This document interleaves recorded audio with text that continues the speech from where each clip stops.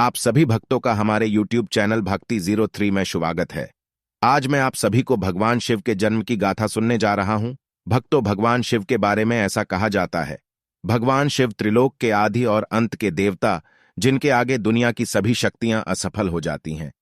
लेकिन क्या आपको मालूम है कि भगवान शिव का जन्म कैसे हुआ था? उनकी माता कौन थी और उनके पिता का क्या नाम था? उन्होंने किसे से अपनी शिक्षा प्राप्त की थी और किस किस को शिक्षा का दान दिया था? अगर नहीं तो चलिए, क्योंकि इस वीडियो के माध्यम से हम आपको इन्हीं सवालों का जवाब देने वाले हैं, इसलिए प्लीज इस वीडियो को बिना स्किप करें, एंड तक देखें।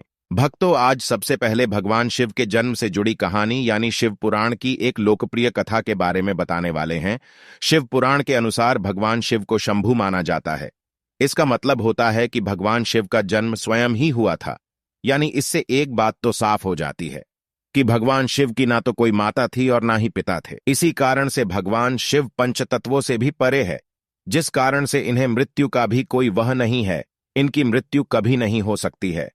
पर अब बात करते हैं विष्णु पुराण में बताई गई भगवान शिव के जन्म से जुड़ी हुई एक और कहानी के बारे में। विष्णु पुराण में बताया गया है, भगवान विष्णु के माथे से निकलने वाले तेज के कारण भगवान शिव की उत्पत्ति हुई थी और उनकी नाभि से निकलते हुए तेज से कमल पर विराजमान ब्रह्मा जी का जन्म हुआ था। मगर दूसरी ओर भगवान विष्णु के जन्म के बारे में शिव पुराण में बताया जाता है कि एक बार की बात है, जब भगवान शिव अपने घुटने मल रहे थे तो उनके घुटने से निकलने वाले मल से भगवान श्री विष्णु जी का जन्म हुआ था। पर अगर ऐसा हुआ है तो विष्णु पुराण और शिव पुराण एक दूसरे से बिल्कुल अलग है। इस कथा के अलावा भगवान शिव के जन्म की एक और पौराणिक कथा बहुत ही ज्यादा प्रसिद्ध है, जिस शायद अपने बड़े बुजुर्गों से सुना होगा, और अगर नहीं सुना तो आपकी जानकारी के लिए बता दें कि एक बार की बात है जब भगवान विष्णु और परम ब्रह्मा जी के बीच इस बात पर बहस छिड़ गई थी, आखिर संसार में सबसे महान कौन है। और जब भगवान विष्णु और भगवान ब्रह्मा इस बात को लेकर बहस कर रहे थे तो एक जलते हुए खंबे के रूप में महादेव उनके बीच प्रकट हुए। तो वह दोनों इस रहस्य को नहीं समझ पाए और तभी अचानक से एक आवाज आई जिसने कहा, जो भी इस अंबे को ढूंढ लेगा वही सबसे महान कहलाएगा। ऐसा सुनते ही ब्रह्मा जी ने एक पक्षी का रूप धारण किया और खंबे का ऊपरी हिस्सा ढूंढने निकल गए। वहीं विष्णु जी ने बरहा का रूप धारण किया और खंबे का अंत ढूंढने के लिए निकल गए। बहुत देर तक खोजने के बाद किसी को भी खंबे का छोर नहीं मिला और दोनों हार मानकर वापस आ गए। जिसके बाद भगवान शिव अपने असली रूप में आए और फिर भगवान विष्णु और ब्रह्मा जी ने यह मान लिया कि महादेव ही सबसे महान है और शक्तिशाली हैं। इनसे बड़ी शक्ति इस दुनिया में कोई नहीं है। इसके साथ ही शिव पुराण में बताया गया है, खंबा इस बात को दर्शाता है, नहीं भगवान शिव जन्मे थे, ना ही उनका कोई अंत है।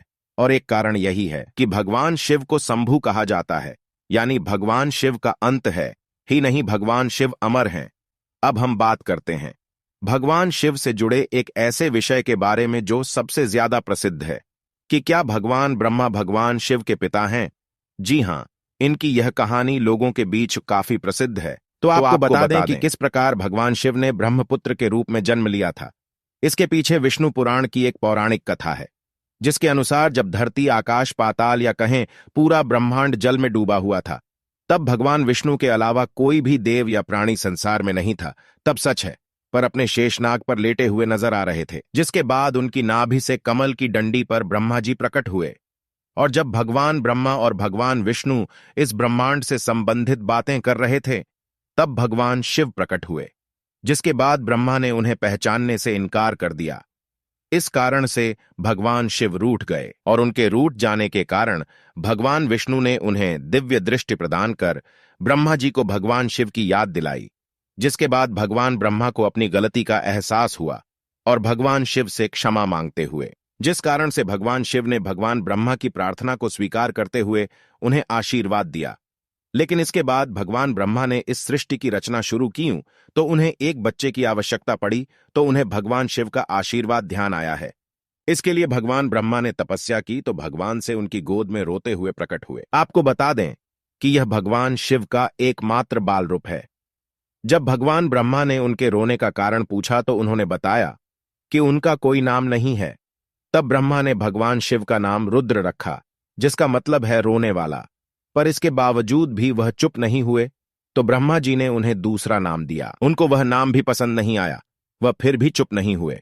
इस तरह सेव को चुप कराने के लिए ब्रह्मा जी ने उन्हें 108 नाम दिए, जो रुद्र, सर्व, भाव, उग्र, भीम, महाकाल, पशुपति, महादेव आदि पढ़े, और शिव पुराण के अनुसार उनके यह नाम पृथ्वी पर लिखे गए।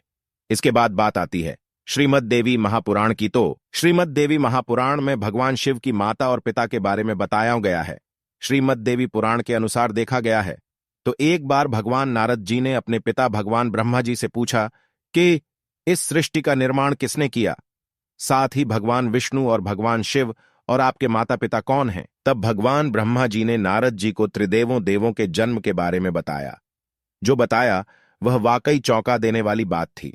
दरअसल उन्होंने कहा कि देवी दुर्गा और शिव स्वरूप ब्रह्मा के योग से ब्रह्मा, विष्णु और महेश का जन्म हुआ था। यानी प्रकृति का रूप लिए माता दुर्गा ही हम तीनों की माता है और ब्रह्मा काल सदाशिव ही हमारे पिता हैं। ओम नमः शिवाय। आज की वीडियो में बस इतना ही। अगर वीडियो अच्छी लगी तो लाइक करें और कमेंट में ओम नमः शिवाय जरूर लिखें और हमारे चैनल को सब्सक्राइब करें। धन्यवाद।